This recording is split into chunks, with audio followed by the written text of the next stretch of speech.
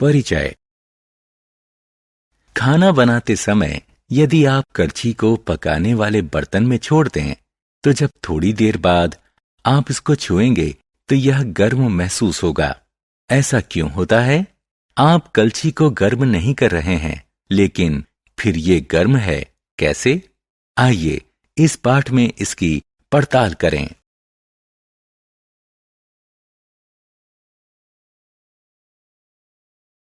उद्देश्य। इस पाठ के अंत में आप निम्न करने में सक्षम हो जाएंगे: ऊष्मा के प्रभाव का वर्णन करना, ऊष्मा के स्थानांतरण के प्रकारों को पहचानना, चालन, संवहन और विकिरण, ऊष्मा के चालक और कुचालक का वर्णन करना। ऊष्मा के प्रभाव। जब किसी वस्तु को ऊष्ण किया जाता है तो उसमें कई परिवर्तन होते हैं। वस्तु गर्म हो जाती है, वस्तु का आकार फैल या सिकुड़ सकता है। कोई पदार्थ ऊष्ण करने पर अपनी अवस्था भी बदल सकता है। उदाहरण के लिए, पानी को ऊष्ण करने पर यह वाष्प में परिवर्तित हो जाता है।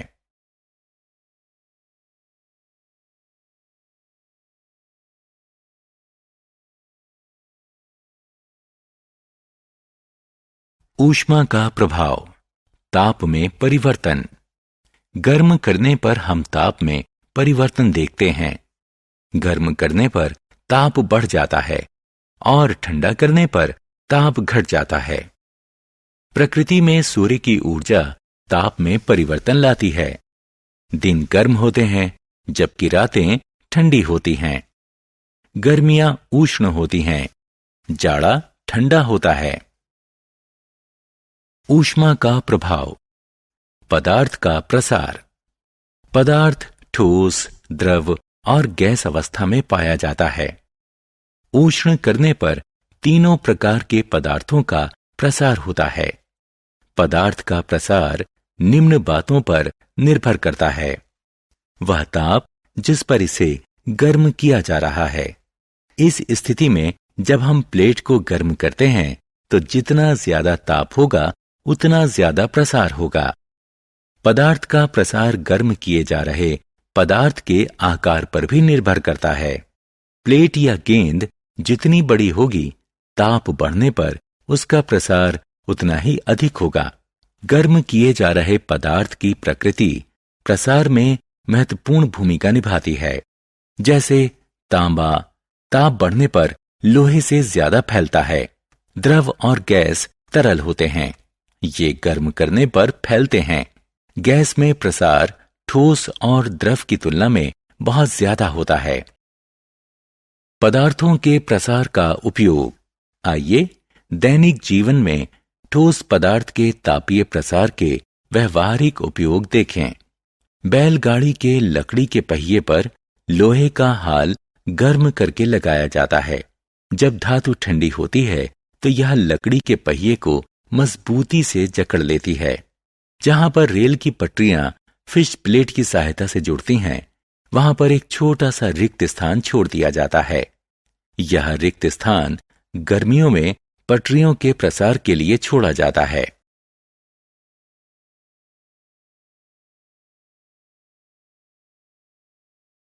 ऊष्मा का प्रभाव। भौतिक परिवर्तन। आइए अब देखें कि ऊष्मा पदार्थ की अवस्था में परिवर्तन कैसे लाती है। ऊष्ण करने पर ठोस द्रव में और द्रव गैस में परिवर्तित हो जाता है। इसके विपरीत ठंडा करने पर गैस उष्णता खोकर द्रव में परिवर्तित हो जाती है और द्रव उष्णता खोकर ठोस में परिवर्तित हो जाता है। वह ताप जिस पर ठोस पदार्थ द्रव अवस्था में परिवर्तित हो जाए उसे उसका गलनांक कहते हैं। बर्फ का गलनांक 0 डिग्री सेल्सियस है। वह ताप जिस पर द्रव उबलने लगता है और गैस में परिवर्तित होने लगता है उसे उसका क्वथनांक कहते हैं। जल का क्वथनांक 100 डिग्री सेल्सियस है। ऊष्मा का स्थानांतरण। आपने शायद ध्यान दिया हो कि जब स्टोव जल रहा होता है तो कमरे की वायु थोड़ी गर्म हो जाती है। यदि इस वायु को एक खुली खिड़की से बाहर आने दिया जाए तो यह धीरे धीरे ठंडी हो जाएगी। खाना बनाने के बर्तन में छोटी करछी गर्म हो जाती है। ये उदाहरण दर्शाते हैं कि उच्च ताप पर वस्तुएं ऊष्मा निर्मुक्त करती हैं और परिणाम स्वरूप उनका ताप गिर जाता है। जब वस्तुएं ऊष्मा प्राप्त कर लेती हैं तो उनका ताप बढ़ जाता है। विभिन्न तापों पर वस्तुओं में परस्पर ऊष्मा का परस्पर विनिमय होता है। ऊष्मा के स्थानांतरण के प्रकार। ऊष्मा का बहाव एक निश्चित दिशा में होता है, यानी ज्यादा ताप वाली वस्तु से कम ताप वाली वस्तु की तरफ होता है। जैसे पानी ऊंचाई से नीचे की तरफ गिरता है। एक स्थान से दूसरे स्थान तक ऊष्मा के स्थानांतरण के 3 प्रकार हैं। ये प्रकार हैं चालन, संवहन और विकिरण।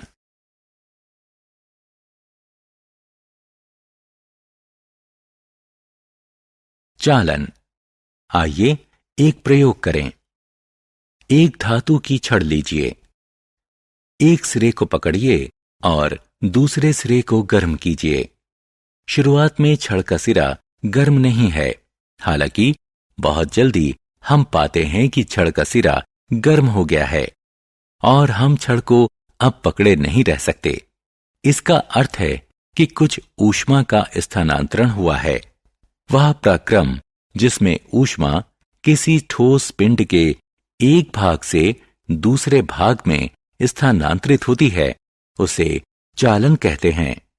चालन मुख्यतः ठोस पदार्थों में होता है। याद रखिए कि चालन निर्वात में संभव नहीं है।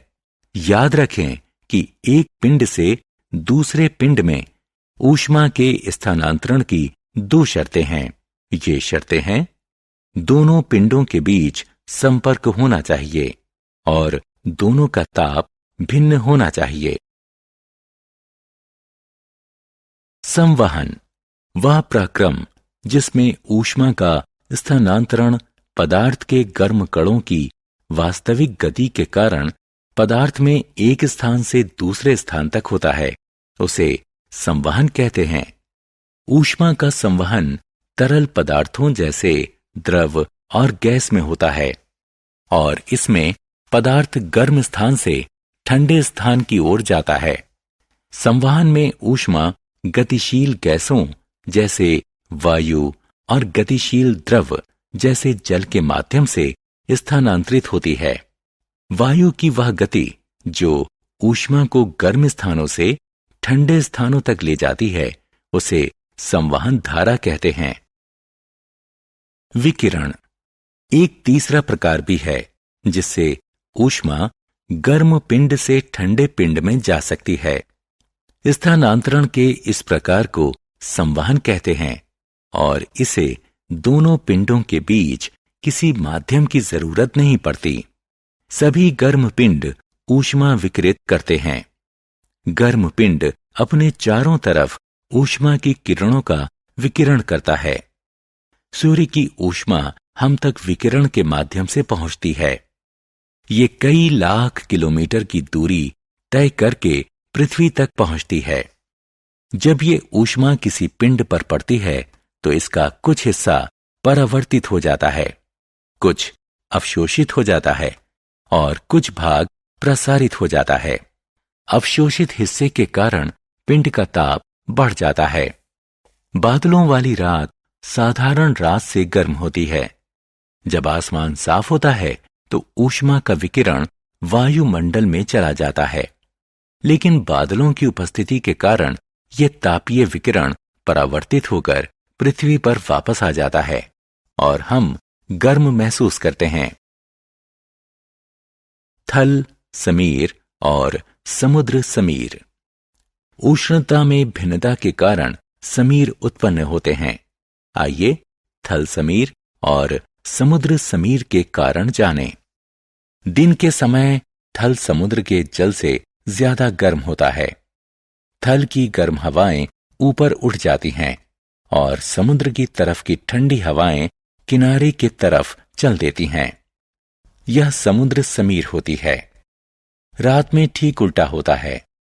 जल थल की तुलना में देर से ठंडा होता है, अतः थल से ठंडी हवाएं समुद्र की तरफ चल देती हैं।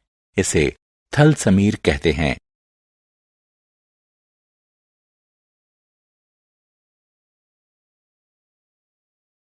सारांश।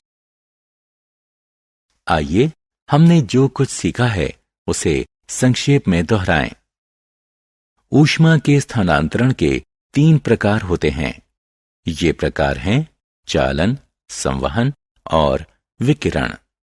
ठोस पदार्थों में सामान्यतः ऊष्मा का स्थानांतरण चालन द्वारा होता है। द्रव और गैस में ऊष्मा का स्थानांतरण संवहन के द्वारा होता है।